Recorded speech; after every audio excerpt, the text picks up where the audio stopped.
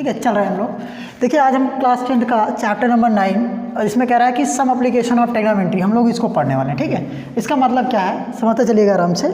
देखो सबसे पहली चीज़ जान लीजिएगा कि अगर हम लोग जो करने चल रहे हैं, त्रिकोणमिति पढ़ चुके हैं और ट्रिग्नोमेट्री में जिसको हम लोग क्या कहते हैं, त्रिकोणमिति कहते हैं। क्या कहते हैं बोलते चलिएगा, कोई इसमें दिक्कत नहीं है, बोलोगे तो बुराई नहीं रहेगी। ठीक, लेकिन कायदे का काम की चीज़ें बोलोगे, इसमें ध्यान रखिएगा बस। त्रिकोणमिति है, ट्रिग्नोमेट्री है। देखो एप्लीकेशन मतलब इसका क्या होता है, अनुप्रयोग। क्या होता है, अनुप्रयोग। हम लोग बात करेंगे त्रिकोणमिति का अनुप्रयोग, मतलब उसका यूज़ कहाँ हम लोग करते हैं। ऐसे पढ़ तो लिए हम लोग ट्रिग्नोमेट्री।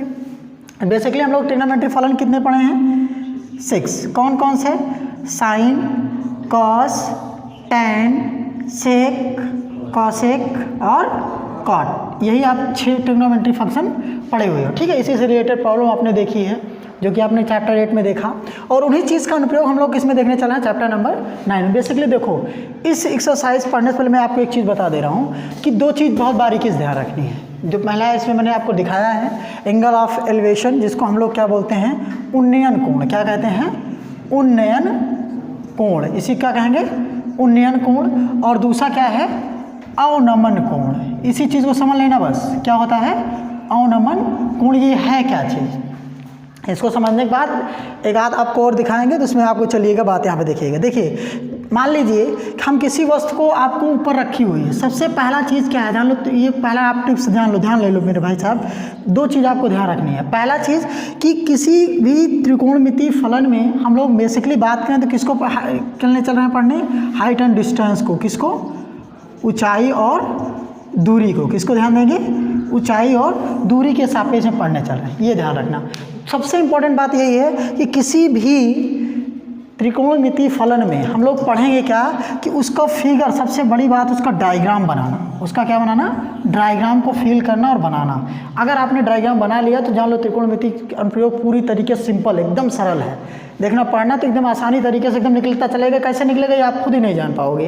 ठीक है, आराम से प्यार से निकलेगा। लेकिन उसके पहले हम लोग 2 चीज़ें ध्यान रखेंगे। उसका एंगल ऑफ एलिवेशन क्या होता है, जिसको हम लोग क्या बोलते हैं, उन्नयन कोण कहते हैं। दूसरा क्या होता है, एंगल ऑफ डिप्रेशन, इसको हम लोग क्या बोलेंगे, अवनमन कोण। क्या बोलेंगे, अवनमन कोण। ठीक है, 2 चीज़ें देखिएगा।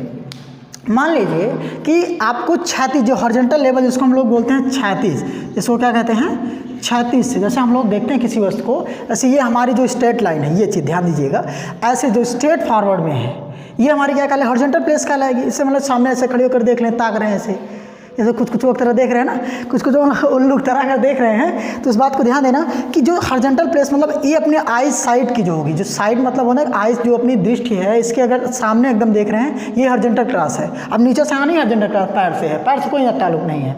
हमारी आइज से जो स्ट्रेट एकदम लाइन खींची जाए, आइज की हॉरिजॉन्टल लाइन खींची जाएगी, आँख के, वही आपकी क्या कहलाएगी, हॉरिजॉन्टल प्लेस कहलाएगी। उसके अगर हम लोग किसी वस्तु को ऊपर देखते हैं, ऐसा फैन को देख रहे हैं, ऐसे फैन में कितनी पत्ती है, 3 पत्ती है। ऊपर देखने का मतलब क्या है, इस क्षैतिज से और इसके बीच में जो देखने में जो एंगल बनेगा, ये चीज़ देखो। मान लो ये तुम्हारी आँख है, ठीक है, आँख है, कैसे है, ऐसे कुछ वक्त तरह कैसे ऐसे बनती है, मान लो ऐसे है आपकी आँख ऐसे। ठीक है, यहाँ से तुम देख रहे हो चिड़िया को, देख रहे हैं चिड़िया, कहना पतंग फंसा रहे हैं। ठीक है, चलो यहाँ से अगर देख रहे हो इसको, तो आपकी इस वाले अगर सामने देखे तो ऐसे होती, लेकिन आप ऊपर देख रहे हो तो ऊपर जो बना कोण होगा उसी को हम लोग क्या बोलेंगे, एलिवेशन, या उसी को हम लोग क्या बोलेंगे, उन्नयन कोण बोलेंगे। क्या बोलेंगे, उन्नयन कोण बोलेंगे। और अगर वही चीज़ अगर ध्यान दें, हम लोग छत पे चढ़ जाएं और छत से नीचे ताकें, ऐसे कहाँ चूटी देखा था ना, छोटा आदमी देखा ना, तो वो छत से जब नीचे की ओर देखे किसी वस्तु, रखी हुई वस्तु को, तो जब छत से ऊपर से नीचे से देखा जाएगा, ये मान लें 1 सेकंड के लिए हमारी आँख है, अगर नीचे की ओर देखा जाएगा तो ये जो कोण बनेगा उसे हॉरिजॉन्टल से ही ऊपर ऐसे देखेंगे, उससे जो कोण बनेगा यही आपका क्या कहलाएगा, अवनमन कोण या डिप्रेशन कोण कहलाएगा। और एक्चुअली देखें, अगर उसकी पृथ्वी से वही कोण देखें, मतलब अर्थ से, तो ये वाला कोण और ये वाला कोण आपस में क्या होगा, क्यों बराबर होगा, एकांतर कोण से। तेजी से बोला करो, तुम चोरी नहीं कर रहे हो। ठीक है, एकांतर कोण से। किससे होता है, एकांतर कोण से, परेशान मत हो, एकांतर कोण से। दूसरी बात यही कि ये कोण जो रहेगा वही कोण आपका क्या रहेगा, ये रहेगा। तो दो बातें आपको ध्यान रखनी है कि एक तो आपका क्या होगा, एलिवेशन, जिसको हम लोग क्या कहेंगे, उन्नयन कोण कहेंगे। दूसरा क्या होगा, अवनमन कोण होगा, और उसको हम लोग क्या बोलेंगे, डिप्रेशन कोण बोलेंगे। तो अगर इसकी डिफिनीशन की बात करेगा कि अगर किसी वस्तु को जब अपनी क्षैतिज से ऊपर की ओर देखेंगे, जब किसी वस्तु अपनी आँख है, हम किसी वस्तु को अपनी क्षैतिज आँख की क्षैतिज स्तर से, क्षैतिज स्थिति से, क्षैतिज लेवल से ऊपर की ओर देखते हैं, उनके क्षैतिज और उस वस्तु के बीच में जो बना हुआ कोण होगा वही क्या कहलाएगा? उन्नयन कोण कहलाएगा। और जब किसी वस्तु को ऊपर से नीचे की ओर, जब क्षैतिज से नीचे की ओर देखेंगे तो उससे जो बना हुआ कोण होगा वो आपका क्या कहलाएगा? डिफ्रेंशिएशन कोण, या उसी को हम लोग क्या कहेंगे? अवनमन कोण कहेंगे। ये दोनों बातें आपको ध्यान में रखनी है। कहने का मतलब है क्षैतिज स्तर से ऊपर की ओर, ऊपर देखना क्या है? ये आपका कौन सा कोण बनाएगा? उन्नयन कोण। कौन सा कोण बनाएगा? उन्नयन कोण। और अगर यही बात करें क्षैतिज स्तर से नीचे की ओर देखना तो ये क्या बनाएगा? क्षैतिज स्तर से नीचे की ओर, नीचे की ओर देखना, ये क्या बनाएगा आपका? अवनमन। अवनमन मतलब देखो, अव मतलब हो रहा है नीचे की तरफ, ठीक है ना? अवनमन मतलब कि नीचे की ओर आपको देखना बताया जाएगा, ठीक है? इतनी बातें आपको शायद क्लियर हुई होंगी। लिखने का आप लोग खुद ही आप नोट कर सकते हो। फिलहाल आप डिफिनीशन से इससे कोई ताल्लुक नहीं है, लेकिन समझना मेरी बात यही से कि उन्नयन कोण और अवनमन कोण क्या है। जब हम किसी वस्तु को अपनी क्षैतिज स्थिति से ऊपर की ओर देखते हैं तो उसे हम लोग क्या कहेंगे? अवनमन कोण या एलिमिनेशन कोण कहेंगे। अगर अपनी क्षैतिज स्थिति से नीचे की ओर देखेंगे तो उसे हम लोग क्या कहेंगे? अवनमन कोण कहेंगे। उसे क्या कहेंगे? अवनमन कोण के। दोनों कोण को आपको ध्यान रखना है, एक उन्नयन, दूसरा अवनमन, एक एलिमिनेशन और उसका डिफ्रेंशिएशन, ठीक है? अब यहाँ पे ध्यान दीजिएगा कि दो बातें आपको यहाँ पर और ध्यान रखनी है। अब पहला एक गुरु मंत्र जान लीजिएगा, ये चाहे गुरु मंत्र समझ लो चाहे टिप्स समझ लो। हाइट एंड डिस्टेंस आपको टफ लगती है ना, दो बातें आप ध्यान रखिएगा। पहली चीज़ क्या है कि कभी भी सबसे ज़्यादा हम लोग इसमें किसका यूज़ करेंगे? टैन थीटा का यूज़ करेंगे। किसका यूज़ करेंगे? टैन थीटा का। तो इससे जान लीजिए टैन आपको कम से कम 30 अंश का मान, 45 अंश का मान, 60 अंश का मान, ये तो निश्चित 3 मान तो आपको याद होने चाहिए। बताओ टैन 30 अंश का मान कितना होता है? 1/√3। 45 अंश का कितना होता है? 1 होता है। 60 अंश का कितना होता है? √3 होता है। ये पहला आप जान लीजिए। दूसरी बात, आप हमेशा सवाल पढ़ने के बाद अपने आस पड़ोस में देखना कि क्या ऐसी स्थिति बनती है कि नहीं बनती है, ठीक है? उस अगर आप फिगर बना लोगे तब आपको चीज़ें ज़्यादा क्लियर होंगी। आइए हम लोग चलते हैं एक्सरसाइज पे। जब एक्सरसाइज पे देखेंगे तो वहाँ पे आपको समझ में आएगा, ठीक है? चलिएगा हम लोग क्वेश्चन नंबर एक्सरसाइज 9.1 का पहला क्वेश्चन पढ़ लिख तो नहीं रहे, लेकिन आप पढ़ दे रहे हैं, उसको आप क्वेश्चन में समझा देंगे। कह रहा है सर्कस का एक कलाकार एक 20 मीटर लंबी डोर पर चढ़ रहा है जो अच्छी तरह से तनी हुई और भूमि पर सीधे लगे खंभे के शिखर से बंधा हुआ है, ठीक है? यदि भूमि स्तर के साथ डोर द्वारा बनाया गया कोण 30 अंश का हो तो खंभे की ऊंचाई ज्ञात कीजिए, ठीक है? बात आप कभी भी जान लेना। इस क्वेश्चन को अगर ना समझ में कम से कम 1 या 2 बार जरूर रीड कर लेना। सिंपल सी बात यही है। कहा क्या रहा है कि एक सर्कस है, सर्कस मान लो देखो सब लोग ना, बहुत बारीकी समझना। क्वेश्चन को यहीं से खत्म कर, इसमें चित्र दे दिया अच्छी बात है, चित्र ना दिया गया होता तो उसको भी हमको बनाना पड़ता कहीं ना कहीं। एक सर्कस है, मेले में है, कह रहा है कि एक तनी हुई रस्सी एक खंभे से बांधी गई है। अब कैसे बांधी जाएगी खंभे से, ये तो आपको समझना पड़ेगा ना। मान लीजिए एक खंभा हमने गाड़ दिया, ठीक है, और हम सर्कस के खिलाड़ी हैं, अपने आप को ही समझ लो, भाई बनने नहीं जा रहे हो, ठीक है? अब यहाँ पे देखो एक सर्कस का खिलाड़ी एक खंभे से कुछ दूरी पर एक खूंटा गाड़ दिए। खूंटा जान रहे हो ना, खूंटा जान रहे हो, गाय भैंसिया बांधने वाला, ठीक है? उसी खूंटे में से एक रस्सी एकदम गए, उसे ऊपर चढ़ा दिए। किसको? आर्यन को चढ़ाए, आर्यन चढ़े, वहाँ से गए बांध दिए, ठीक? बांधने के बाद आए यहाँ से, यहाँ तो इसको फंसा दिए, ठीक? ये तनी हुई है एकदम स्ट्रिक्ट, मतलब कि अगर चढ़ना चाहे तो उस पर चढ़ जाओ, ठीक? अब कह रहा है कि इसकी जो लंबाई है कितनी है? 20 मीटर है। कितनी है? 20 मीटर ही है ना, चेक कर लो एक बार, कितनी है? 20 मीटर है। और साथ ये कह रहा है कि इसका जो कोण बनाता है, उन्नयन कोण बना रहा है, वो कितने अंश का है? इससे 30 अंश का। कितने अंश का है? 30 अंश का है। तो ज्ञात क्या करना है कि अब आपको ये बताने कि इस खंभे की ऊंचाई कितनी है, इसकी खंभे की ऊंचाई कितनी है, यही हमको निकालना है। पहले तो इसको हम लोग ABCD मान लें ट्रायंगल में, और ये मान लें, माना खंभे की ऊंचाई बराबर, खंभा ही तो कह रहा है ना, हम क्या लिख रहे हैं? खंभे की ऊंचाई कितनी है? h मीटर है। कितनी है? h मीटर है, ठीक है? अब यहाँ पे ध्यान देना कि h मीटर जब इसको मान लिया। अच्छा एक बात बताओ, अब इसी में देखो, अगर ट्रायंगल ABC में देखें, टेबल ABC में, तो आपको क्या क्या दिया गया है? पहला चीज़ एंगल 30 अंश दिया गया है, एंगल के सामने वाली भुजा दी गई है और उसका कर्ण दिया गया है। कर्ण दिया कि नहीं दिया गया है? और किस त्रिकोणमितीय फलन में आपका लंब और कर्ण होता है?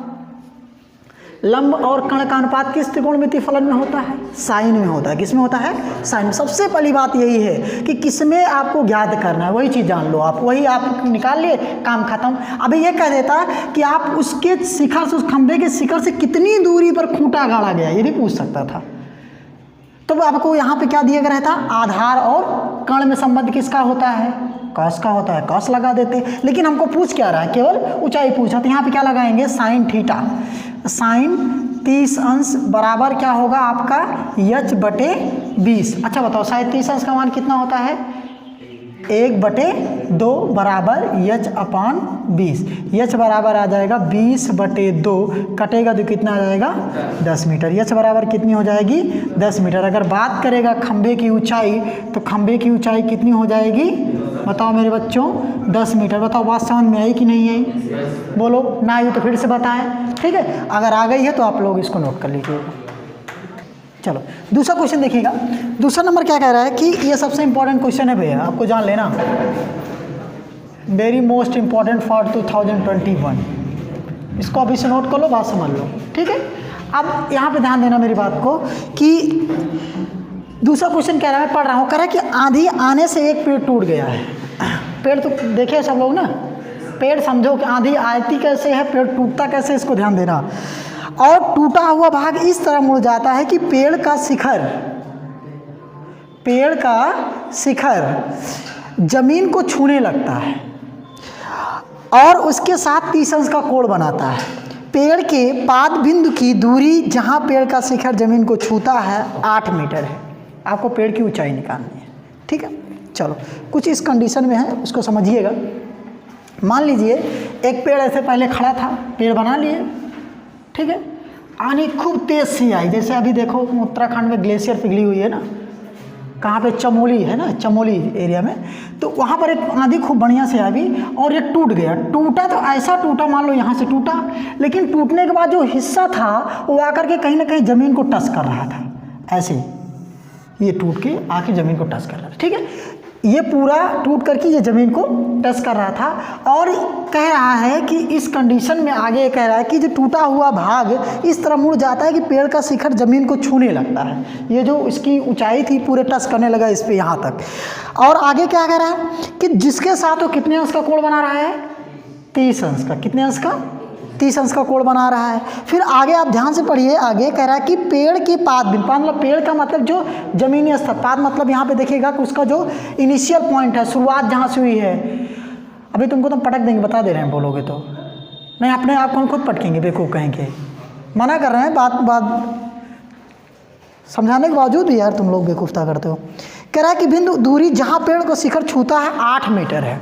यहाँ से जहाँ तक वो पेड़ को टच कर रहा है उसकी दूरी कितनी है? 8 मीटर है। कितनी है? 8 मीटर है। अब आपको ये बताना है कि इस पूरे पेड़ की ऊंचाई कितनी है, यही आपको निकालना है। हम उसको क्या मान ले रहे हैं? यच। माना पेड़ की ऊंचाई कितनी है भैया?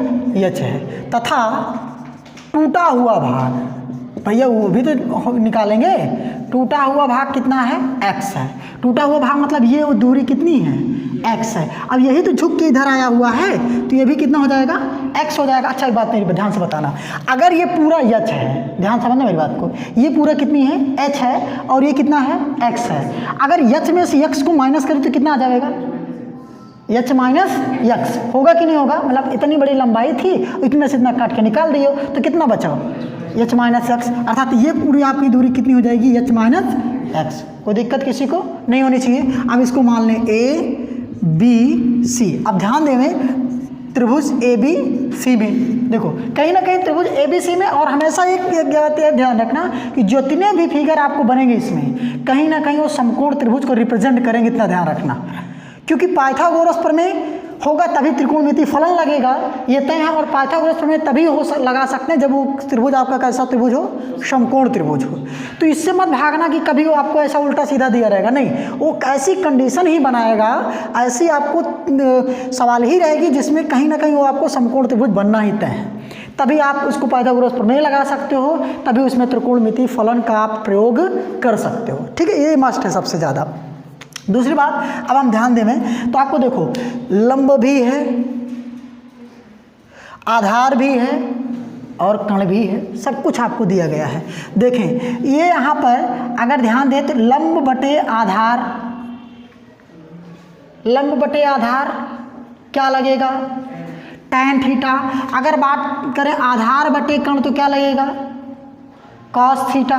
क्या लगेगा, cos थीटा। सबसे पहले हम लोग लगा लेंगे लंब बटे आधार। अगर लंब बटे आधार की बात करें तो क्या लगेगा, tan 30 इक्वल टू कितना आएगा, h माइनस यक्स अपॉन कितना लगेगा, 8 आएगा कि नहीं आएगा। और tan 30 का मान कितना होता है, 1 upon under root 3 equal to h minus x upon 8 को इधर 8 by under root 3 equal to h minus x. होगा कि नहीं होगा, इसको क्या मान लेंगे, इक्वेशन नंबर फर्स्ट। कोई दिक्कत किसी को, यहाँ तक नहीं होनी चाहिए। दूसरी बात, अब आपको देखो यक्स का वैल्यू निकाल लेंगे, हाँ। तो अब बताइए ये आपका क्या है, आधार है, अर्थात ये बेस है और ये क्या है, हाइपोटेन्यूस है। आधार बटे कण में आपका क्या होता है, क्या होता है, cos। तो कहे ऐसे तो तेजी से बोलो ना, तो आएगा, मना किए हैं, cos 30 बराबर कितना आ जाएगा, आधार बटे यक्स। और cos 30 का मान होता क्या है, √3/2 इक्वल टू 8 बटे एक्स। और x का मान अगर निकालेंगे तो x बराबर आएगा कितना, इधर जाएगा तो कितना हो जाएगा, 8 दूनी 16 बटे अंडर रूट 3, x का मान आ गया। इसको यही x का मान उठा के कहाँ रख दें, x का मान समीकरण 1 में रखने पर, जब समीकरण 1 में रखेंगे तो क्या आएगा मेरे भैया कि h माइनस यक्स का मतलब 16 बटे अंडर रूट 3 बराबर कितना आएगा, 8 बटे अंडर रूट 3। इधर माइनस उधर, इधर माइनस उधर, plus h equal to 8 minus under root 3 plus 16 बटे अंडर रूट 3। कोई दिक्कत, एक में 8 बोल रहे हैं, दूसरे में √3 बोल रहे हैं, हिंदी इंग्लिश दोनों बोल रहे हैं, याद रखना मेरी बात को। h बराबर कितना आ जाएगा, दोनों का एलसीएम कितना, अंडर रूट 3। अब बताओ बेटा 16 में 8 प्लस हो कितना जाएगा, 24 है ना। अब अंडर रूट नीचे तो रह नहीं सकता, अंडर रूट को हटाने के लिए हम अंडर रूट 3 से ऊपर नीचे क्या कराएंगे, गुणा करा देंगे। आएगा कितना, h equal to 24 into under root 3 और नीचे 3 है ना, दिख तो रहा है, ठीक है। अब 3 से कटा तो कितना आवा, 8, h बराबर कितना आ जाएगा, 8 अंडर रूट 3 मीटर। यही आपके पूरे पेड़ की क्या हो जाएगी, ऊंचाई। अगर बात करेगा पेड़ की ऊंचाई तो कितनी हो जाएगी भैया, 8 अंडर रूट 3 मीटर। बात समझ में आई, बात समझ में आ गई ना। चलिए इसको आप नोट करिएगा, आगे क्वेश्चन लोग